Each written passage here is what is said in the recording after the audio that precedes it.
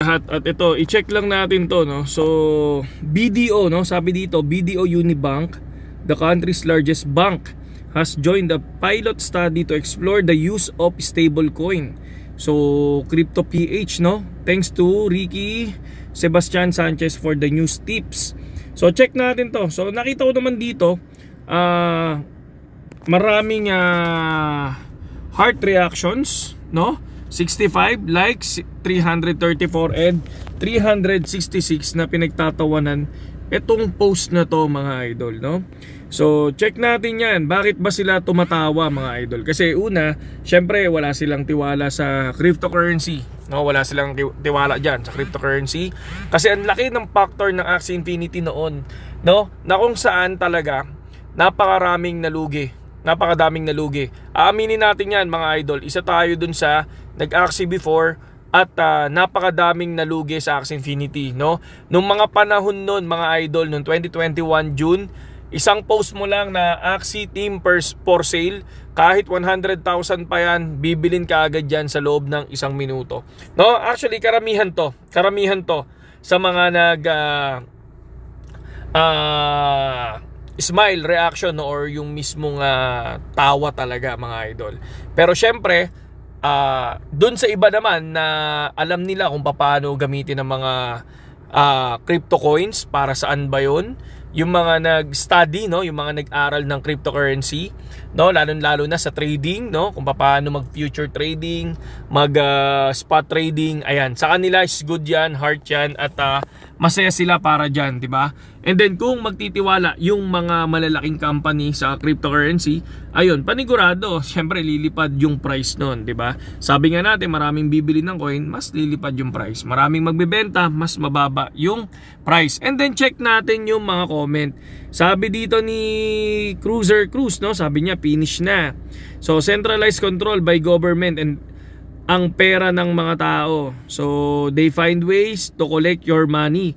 So yun yung sinasabi nila dito. Wala na, no choice si BDO eh. Ayaw pa sumama nung una, pakipot lang pala. So I think maraming bad na comment, pero marami ding okay na comment, no?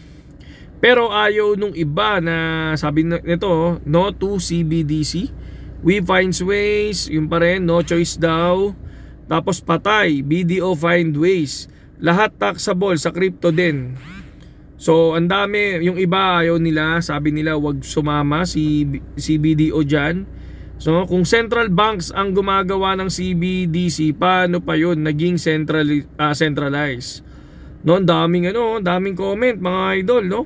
I-check nyo to, itong mga comment na to, no? At kayo ba, no? Payag ba kayo na pumasok si BDO at mag-handle, no, ng mga stablecoin ng cryptocurrency, no? Marami yan sa ibang bansa, ganun din eh, di ba? So may mga bank din na nag-handle ng ganyan. May mga bangko nga din na gumagamit ng Bitcoin, di ba? May mga bangko din na gumagamit ng mga ibang cryptocurrency or digital assets, di ba? So iba't ibang bansa, no, ginagamit yan.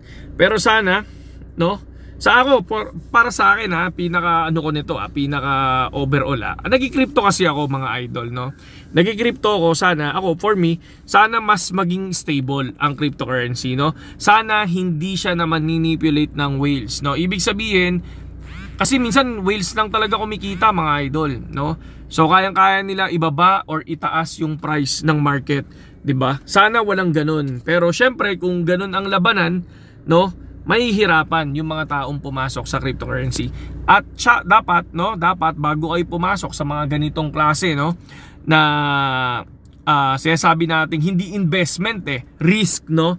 Ito yung sinasabi nating risk. Dapat alamin nyo muna, di ba? Aralin nyo muna ng maigi. And syempre, trade responsibly. Yun yung isa sa pinaka-importante doon.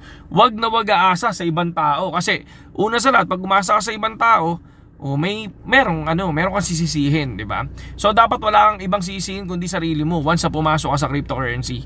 Di ba lagi nga sinasabi, dapat do your own research. Dapat yung ipapasok mong pera dito, dapat yung kaya mong mawala, no, dapat ang ipapasok mong pera dito is 5% lang ng assets mo or yung mismong budget mo or yung mismong pera mo, di ba? So dapat matuto kang magbasa everyday, mag-innovate, no? So i-check yung mga history ng mga coin na bibilin ninyo, di ba? Tapos ang dami niyan, no? Sabi nga nila, yun yung sa spot, no? Pero pagdating sa future, hindi kayang aralin yan na isang araw, mga idol, no? Napakadaming patterns, napakadaming kailangan aralin pagdating sa technical analysis, no? Kahit ako, 1 year na ako, no? Sabi mo 2021 to 2023, 2 years na ako, no? Minsan talagang no, sobrang talo sa future. Minsan mas mananalo pa ako sa spot. And then ang ginagawa ko na lang, nagka-copy trade ako, mga idol. Yun yung ginagawa ko, copy trading. And then ito, bibigyan ko kayo ng sample ng yung chumamba ko kagabi sa alam niyo na, sa pattern na yan. Pakita ko sa inyo. Okay. No, ito yun, no. So dito sa ating page, ayan, no. Pakita ko lang para at least meron kayong tawag dito, reference. So ito yun, no. Sabi ko dito, ito. Tingnan nyo, pakinggan natin.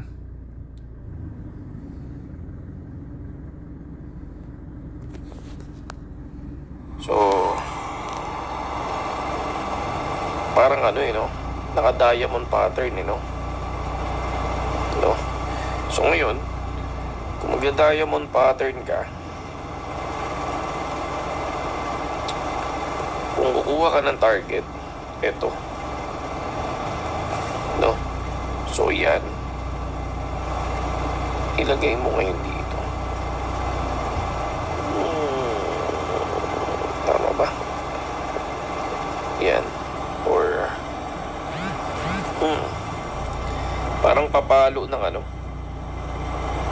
30,200 siguro. So ayan, yung sinabi natin kagabi. And tingnan naman natin yung nangyari sa future kagabi. So ito yun, no. So kung mapapansin nyo, ito yung sinasabi nating diamond kagabi. Yan. And then sinabi ko, papalo yan ng 30,200. Mga idol, pumalo ng 30,200 yan. Ayan, no. So ayan siya. Kung mapapansin mo, ito yung 30,200, mga idol. Lumagpas pa yan, 'di ba? So yun, no. So ganun, inaaral ko siya, pero sana kayo din, no, mas maganda kung aralin nyo maigi. Huwag kayo basta-basta makikinig doon sa mga nagsasabi sa inyo na kailangan, okay, buy long tayo, ay sell short tayo. Walang ganun. Aralin mo sa sarili mo, mga idol, no. Sa mga gustong pumasok sa BitGet Copy Trading at alam nyo na, no, mag-ipon ng coin, mag-copy trade sa BitGet. Ayan, meron tayong link sa description. Meron din tayong tutorial kung paano mag-copy trading, mga idol. Napakalaking tulong nun, mga idol, yung tutorial natin na yun, no. So panoorin nyo yun. At nasa na tayo, mga idol, 3,300 subscribers na tayo, no. Mga idol, pag umabot tayo ng 5,000 subscribers, mamimigay tayo ng 5,000 Gcash, no, sa mga subscriber natin. Okay, saludo sa lahat kay GX at magandang hapon sa inyong lahat.